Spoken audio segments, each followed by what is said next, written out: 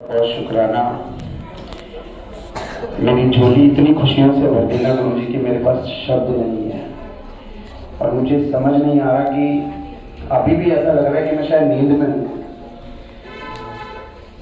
मैं अपने दिल की बात जो है, शब्द नहीं है मेरे पास कहने के लिए। मैं इतनी संगत से यही कहूँगा कि ये सच्चा दरबार है।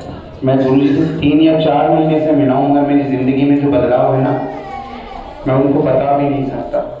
सिर्फ ये कहूँगा कि मुझे बाबा ने इतना दिया कि मेरी झोली छोटी पड़ गई है। इतना मान सम्मान जो सब कुछ मिल रहा है गुरु जी की बदौलत है। शायद मैं इसके लायक भी नहीं था जितना गुरु जी ने मुझे दे दिया। और यहाँ पर सब संगत दी आई है। मैं कहता हूँ कि पता नहीं कौन सा मैंने जो है क्या किया था पिछले जन्म में, जो मुझे गुरु जी ने अपने परिवार में शामिल किया। तो अपने जीवन में कुछ ना कुछ अच्छा काम तो हमें करते रहना चाहिए, ये बात तो बिल्कुल सत्य है। और आज उसी के बदौलत से मैं इस मुकाम पर पहुंचा हूँ। सब गुरु जी की देन है मुझे। और आप सब अपना कीमती समय निकाल कर आए, इसके लिए आप सबका भी बहुत बहुत धन्यवाद। मैंने फिर कह रहा हूँ कि मेरे पास शब्द नहीं है गुरु जी के लिए कहने की। शायद मैं रो पड़ूं, इतना दे दिया मेरे दाता ने मुझे। सही में मैं एक छोटी सी बात जरूर शेयर करूंगा। अगर मैं 1 महीने पुराने बैकअप में जाऊं तो मुझे शायद बहुत कम लोग जानते होंगे, मगर आज मैं ऐसे लोगों को देखता हूं कि वो खुद आगे बढ़कर करते हैं, तो कुछ तो बदलाव है। पर आज भी बैठे बैठे ये मांग रहा था प्रभु से कि प्रभु मेरे से किसी के लिए भी मेरे से कभी गलत मत करवाना। कभी नहीं करूँ जी, मेरे से कभी किसी के लिए मेरे मन में कभी ऐसी कोई विचार कभी ना आए। जो जैसा करेगा वो वैसा भरेगा। मैं जब भी गुरु जी से कहता था, परेशान होता था, तो आप मानोगे एक सवाल होता था, मैं परेशान होता था तो गुरु जी उसका जवाब देते थे। सोच सकता है कोई?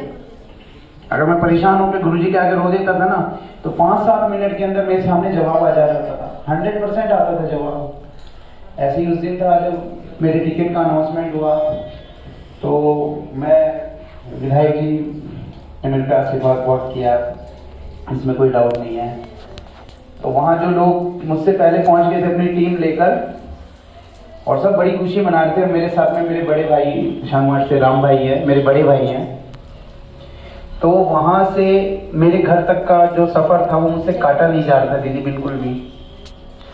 क्योंकि वो लोग अपनी तैयारी से गए थे, तो मुझे लगा कि शायद मेरा काम, तो मैं आके विधायक जी के गले लग के रोने लग गया। ममता भाभी भी थी और मुझे दोनों ही बच्चे की तरह प्यार करते हैं। मैं आके रोया। मैंने कहा गुरु जी, मैंने एक चीज़ कहा था कि मुझे एक खिलौना दे दो।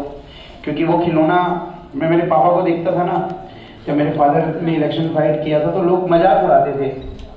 तो कुछ ही दिन पहले, महीने भर पहले लोग कह रहे थे कि नहीं हो पाएगा, तेरे से नहीं होगा ये।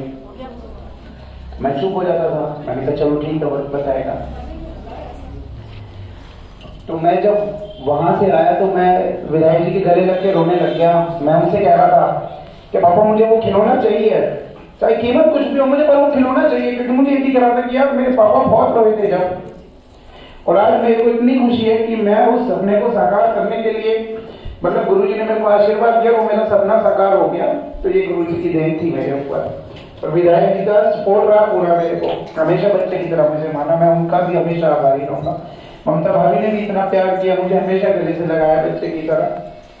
तो मेरा वो सपना साकार करने में इन चैनता तो हाथ ही है, मतलब गुरु जी का बहुत बड़ा हाथ है। पिछले 3 महीने के अंदर जो मेरी झोली भर दी, मैंने कहा ना कि मेरी झोली में इतना दे दिया कि मुझे समझ नहीं आ रहा कैसे इलेक्शन हुआ, मुझे नहीं पता।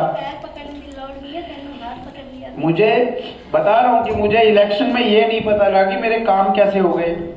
बड़ा भाई राम भाई हमेशा मेरे को सपोर्ट करता है, मेरा छोटा भैया है मोनू भैया, और सारे ये लड़के भी अपने आप ही लगे मेरे साथ में जुड़ने के लिए। तो ये सब गुरुजी की बदौलत। और आज देखो, मुझे ये भी नहीं पता चला कि टिकट कैसे आ गई, इलेक्शन कैसे फाइट हो गया, हम लोग सीट में कहाँ से कहाँ तक आ गए।